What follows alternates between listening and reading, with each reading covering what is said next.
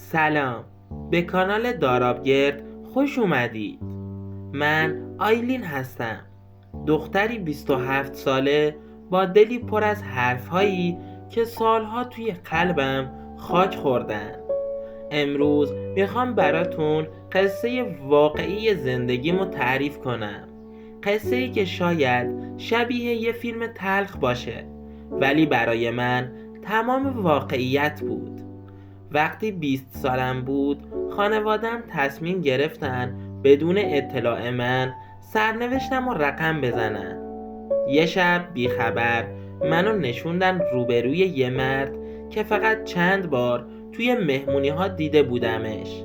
همونجا فهمیدم بدون این که حتی نظرمو بپرسن، بله رو به پسر شریک پدرم داده بودن. هر چقدر گریه کردم، اصرار کردم که نمیخوام، فایده نداشت.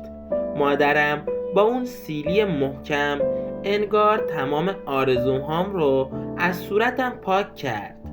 گفت تا همینجا هم آبرو بردی، دیگه نمیذارم بیشتر از این حرف مردم بشیم.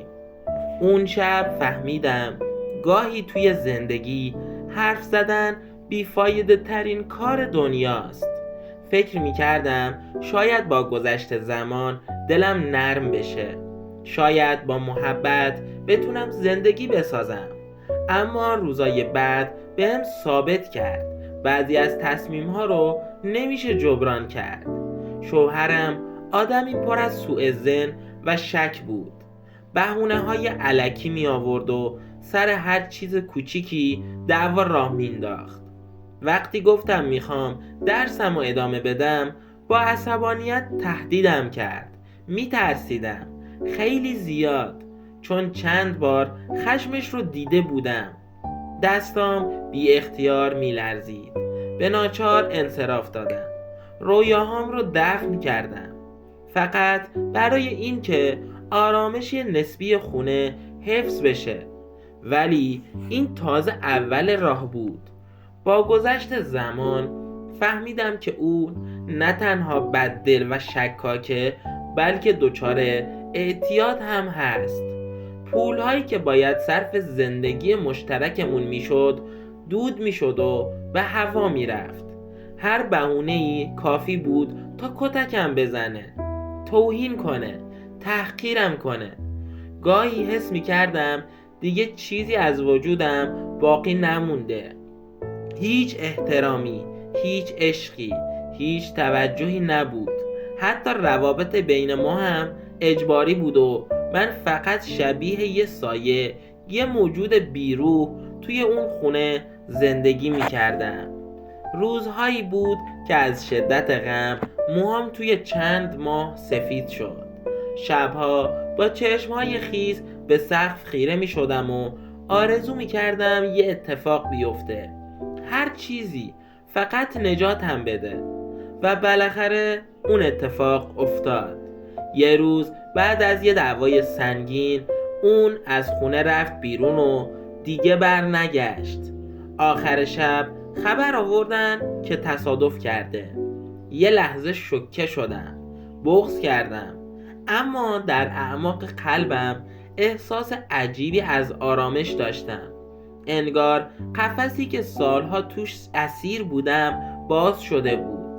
اما خوشحالیم خیلی زود جای خودش رو به نگرانی داد. خانوادش بعد از مراسم صاف و پوسکنده گفتن چیزی از ارث به تو تعلق نمیگیره، فقط یه مبلغ ناچیز در برابر مهریه. بی تجربه و سردرگم پول رو قبول کردم. یه خونه قدیمی با دیوارای ترک خورده خریدم و شروع کردم زندگی تازه‌ای رو از صفر. اما زندگی روی خوشش رو نشون نداد. هر جا برای کار میرفتم مدرک میخواستن، مهارت میخواستن یا چیزی که من نداشتم. ظاهر ساده و معمولیم هم کمکم نمیکرد. آخر سر توی یه شرکت خدماتی کار پیدا کردم. حقوق به زور کفافه، کرایه و یه لقمه نون رو میداد. ناچار شدم خریدهای خونه رو نسیه بگیرم. از همون سوپری سر کوچه. روزها سخت‌تر میگذشت. غرورم شبیه یه دیوار شکسته شده بود. یه شب وقتی برای تصفیه حساب رفته بودم مغازه مهرداد، صاحب مغازه بعد از شنیدن غرغرهای بی اختیارم از گرونی نگاهی کرد و گفت یه راهی هست که هم تو سبک میشی هم من. پیشنهادش برام مثل یه سیلی دیگه بود. گفت میتونیم یه صیغه موقت بخونیم و اینطوری قرضهامو صاف کنم. اون شب گیج و خسته برگشتم خونه. با خودم جنگیدم، از خودم خجالت کشیدم، ولی ته خط بودم. دیگه چیزی برای از دست دادن نداشتم. ماه بعد قبول کردم. صیغه موقت خوندیم و قرار گذاشتیم فقط ما یک بار با هم باشیم. اما کم کم خواسته های مهرداد بیشتر شد. هفته‌ای چند بار میخواست که همو ببینیم. منم که هنوز ته دلم به محبت نیاز داشتم پذیرفتم. باهاش بودم. گاهی خودم رو گول میزدم که شاید اون منو دوست داره. گاهی اینقدر غرق خیال پردازی می شدم که یادم می رفت این رابطه فقط یه معامله است. اما مثل همه رویاهای دروغین اینم تموم شد. یه روز مهرداد گفت که میخواد ازدواج کنه با یکی دیگه و دیگه نمیتونه اینجوری ادامه بده. اون روز وقتی برگشتم خونه برای اولین بار بعد از مدتها بلند بلند گریه کردم.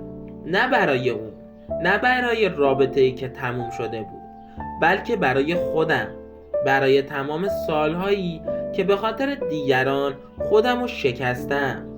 از اون روز دیگه پامو تو مغازش نذاشتم. آروم آروم خودم رو جمع کردم. تصمیم گرفتم یه مهارت واقعی یاد بگیرم، کاری که خودم روش کنترل داشته باشم. نمیخوام دیگه منتظر کسی باشم. نمیخوام امیدم به دستای غریبه باشه. حالا دارم از نو خودمو میسازم. قدمهای کوچیک ولی محکم برمیدارم، چون فهمیدم نجات واقعی فقط از درون خود آدم شروع میشه. ممنون که تا پایان داستان با ما همراه بودید. اگه از شنیدن داستان خوشتون اومد با لایک، کامنت و سابسکرایب از ما حمایت کنید. دوستتون دارم. خدا نگهدار.